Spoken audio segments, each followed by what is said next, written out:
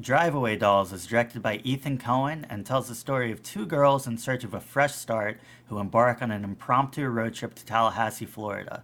But things go quickly awry when they cross paths with a group of inept criminals. Now, as far as early 2024 releases go, this is one that I was looking forward to quite a bit. I really like Ethan Coen, I really like Margaret Qualley and Beanie Feldstein, and from the trailers this looked like a fun time. At worst, this looked like it would have likable characters and an entertaining story, and unfortunately, that's not really what I got. This movie has some major issues in several different areas that really hindered my enjoyment of the film. The biggest problem I had was the way it balances developing its characters and telling its story. It felt like it would have one scene that was purely dedicated to developing its characters, and then the next scene would be purely dedicated to advancing the plot. Very rarely is it able to develop its characters in tandem with advancing the story, and it feels really disjointed. Going into the film, I was already pretty worried about the 84-minute runtime making it difficult to grow the characters fully,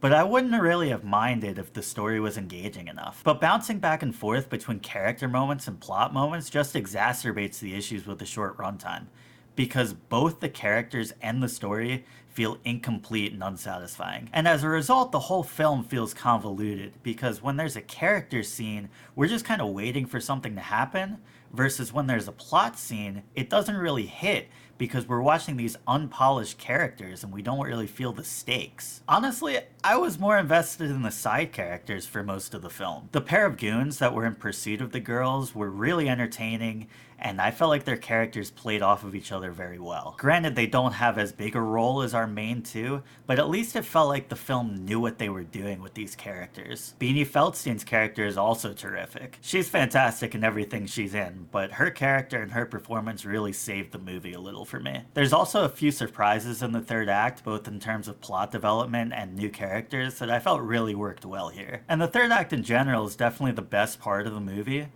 I just wish there was more. The third act is fun, but the climax just feels anticlimactic. Like, it doesn't feel like it should have been the high point of the movie. It just comes and goes, and then the movie ends, and I was like, that's it? The other big problem I had was that there were some artistic decisions that were, ambitious. First of all, this movie's in 4:3, and 4:3 to me should be restricted to movies that are either completely character driven, so we can get really intimate close-up shots of the characters and understand their emotions, or films that are going for a certain old-time aesthetic like Lisa Frankenstein or The Lighthouse, which, by the way, I know are two outrageous examples and there are probably better ones to pick, but those are the first two that came to mind, so that's what I'm going with. But this film is neither of those things. This is supposed to be a fun, buddy action comedy, so why is it in 4:3? The production design in this is actually really solid, and there's some nice set pieces, so it'd be nice if I could see them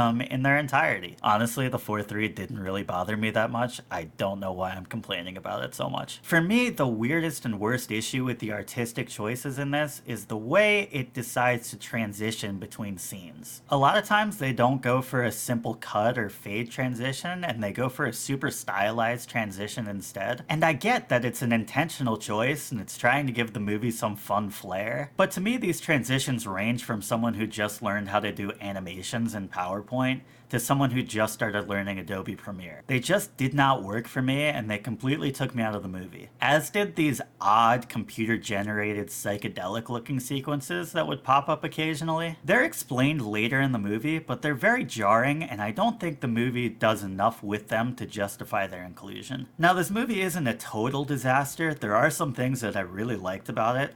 I thought the performances across the board were really strong, and the humor, while it's never laugh-out-loud funny, did land quite a bit for me. I also enjoyed how completely unexpected a lot of the twists and turns of the plot are. So no, it's not a complete train wreck, and I think it's a fine movie, but it just has a lot of unrealized potential. It has a strong premise, but it disappoints due to strange artistic decisions and an inability to build its characters within the confines of its narrative. If you've seen Drive Away Dolls, let me know your thoughts in the comments, and as always, thanks for watching.